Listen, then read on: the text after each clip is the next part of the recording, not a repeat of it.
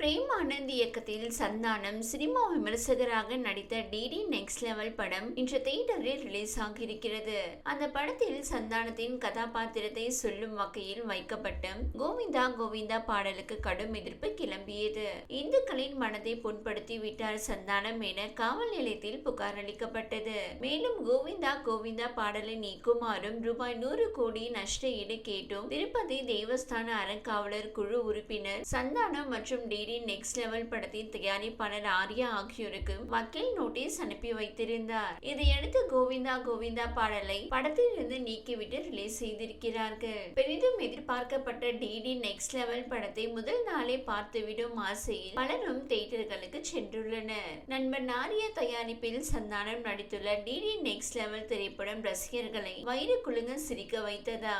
ஆர்யாவுக்கு லாபத்தை சந்தானம் மல்லி கொடுப்பாரா என்பது குறித்து இந்த விமர்சனத்தில் பார்க்கலாம். டிடி நெக்ஸ்ட் லெவல் படத்தில் கேம் ஷோவை கையில் எடுத்துக்கொண்டு அதில் பேய்களை பறக்கவிட்டு காமெடியில் கதறவிட்டு இருந்தார் சந்தானம். இந்நிலையில் இந்த படத்தில் இயக்குனர் பிரேம் ஆனந்த் தமிழ் சினிமா விமர்சகர்களை வைத்து செய்யலாம் என நினைத்து ஹிட்ச்காக் இருதய ராஜ செல்வராகவன் என்னும் பேய் விமர்சகர்களையும் அவர்களது குடும்பத்தினரையும் தூக்கி கொண்டு போய் படத்திற்குள் கதாபாத்திரமாக தள்ளி கொலை செய்கிறார். கிருஷ்ணா என்கிற பெயரை யூடியூபில் விமர்சனம் சொல்வதற்காக கிசா என மாற்றிக்கொண்டு படங்களை கழுவி ஊற்றி வரும் சந்தானத்தையும் அவரது குடும்பத்தையும் படம் பார்க்க அழைத்து வந்து ஒரு படத்துக்குள் தள்ளி கொள்ள முயற்சிக்கிறார். அங்கே இருந்து தன்னையும் தனது குடும்பத்தினரையும் கிசா காப்பாற்றினாரா இல்லையா என்பதுதான் இந்த டிடி நெக்ஸ்ட் லெவல் படத்தின் கதை. தமிழ் சினிமாவுக்கும் விமர்சகர்களுக்கும் இடையே எப்போதுமே வாய்க்கா தகராறு தான். ஆனால் இந்த படத்தில் படத்தின் ஹீரோவையே ஒரு விமர்சகராக மாற்றி அவர் எப்படி தனது குடும்பத்தினரை காப்பாற்றினாரா இல்லையா என்கிற கதையில் பேய் காமெடியை கலந்து அடித்து கொடுத்திருக்கிறார் பிரேம் ஆனந்த். ஆரம்பத்தில் சந்தானத்தின் புது கெட்டப் சற்றே துருத்தி கொண்டு இருந்தாலும் கிசா கதாபாத்திரமாக மாற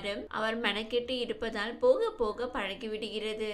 சந்தானத்தின் அப்பா ஆட்டோ டிரைவராக வரும் ரேல்கல் ரவி படத்துக்குள் கப்பலின் கேப்டனாக வருகிறார். ஹோம்லி அம்மாவாக இருக்கும் கஸ்தூரி கவர்ச்சி திருடியாக படத்துக்குள் மாறுவதும் அடக்க ஒடுக்கமாக வரும் தங்கை யாஷிகா ஆனந்த் எதிர்பார்த்தபடி அத்தனை கவர்ச்சியாக படத்துக்குள் கௌதம் மேனனுக்கு ஜோடியாக மாறுவது மற்றும் ஹீரோவின் காதலி விஷயத்தில் வைக்கப்பட்ட ட்விஸ்ட் என எழுத்தாகவும் ஸ்கிரீனில் காட்சிகளாகவும் அமர்க்கலாம். ஆரம்பத்தில் விமர்சகர் பிரசாந்த் ரங்கசாமி அந்த பாழடைந்த தியேட்டருக்கு வந்து ஹிட்ச்காக் இருதய ராஜால் கொல்லப்படுவதும் அடுத்து அவரை போலவே சந்தானம் வந்து சிக்கிக்கொள்ள அங்கிருந்து தப்பிக்க ஒரு விமர்சகர் எப்படி சினிமாவை அணுகிறார் என்பதை படத்தின் ரீ ரெக்கார்டிங் டிரான்சிஷன் ஷாட் பிளாஷ்பேக்கிற்கு சென்று மாற்றம் செய்வது என பல சுவாரஸ்யமான விஷயங்களால் பார்வையாளர்களை சிரிக்கவும் சிந்திக்கவும் வைத்திருக்கிறார். டிடி நெக்ஸ்ட் லெவல் படத்தில் இடம்பெற்ற நட்சத்திர பட்டாளம் ரசிகர்களை நிச்சயம் கடைசி வரை படத்தை பார்க்க வைக்க அத்தனை முயற்சிகளையும் செய்திருக்கின்றனர். படத்திற்கு பெரிய பலம் என்றால் இசையமைப்பாளர் ஆஃப்ரோவின் பின்னணி இசைதான். உலக அளவில் பேய் படங்கள் என்றாலே இப்படிதான். இந்த சீனுக்கு இசையமைக்கின்றனர் என இசை மூலமாகவும் ட்ரோல் செய்திருப்பது ரசிக்க வைக்கிறது.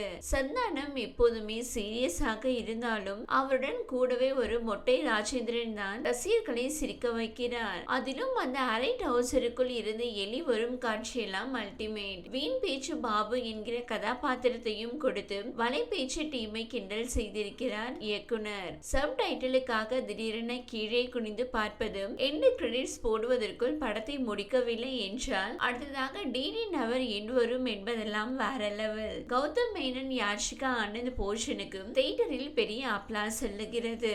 அதே போல மஞ்சுமல் பாய் சீனும் சரியான மேக்கிங் ஹார்ட் ஒர்க் மற்றும் கேமரா ஒர்க் பெரிய தூணாக்கவே தருகின்றன. செல்வராகவன் போர்ஷனுக்கு ஆரம்பத்தில் பில்டப் கொடுக்கப்பட்ட நிலையில் அவருக்கான முன்கதை பற்றிய எந்த ஒரு விஷயமும் வைக்கப்படவில்லை. கோவிந்தா பாடலை படத்தில் இருந்து மொத்தமாக நீக்கிய நிலையில் சந்தானம் ஒரு விமர்சகர் என்பதை எடுத்துக்காட்டும் அளவுக்கு எந்த ஒரு சீனும் ஆரம்பத்தில் இல்லாதது குறையாகவே தெரிகிறது. படத்தின் முதல் பாதியில் கதைக்குள் போக வேண்டும் என்கிற மெனக்கெடலில் காமெடி காட்சிகள் குறைவாகவே இடம்பெற்றன. இரண்டாம் பாதியில் தான் ரோலர் கோஸ்டர் ரைடு போல காமெடி காட்சிகள் இடம்பெற்று ரசிகர்களை திருப்திப்படுத்தியுள்ளன.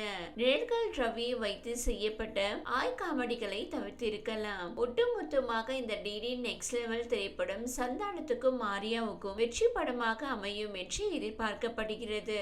இந்த சம்மருக்கு ரசிகர்கள் குடும்பத்துடன் சென்று ஜாலியாக சிரித்துவிட்டு வரலாம். இந்த வீடியோ உங்களுக்கு பிடித்திருந்தால் லைக் செய்யுங்க. மேலும் இதுபோல் வீடியோ தொடர்ந்து பார்க்க நம்ம ஒரு சேனலை சப்ஸ்கிரைப் மற்றும் ஃபாலோ செய்யுங்க.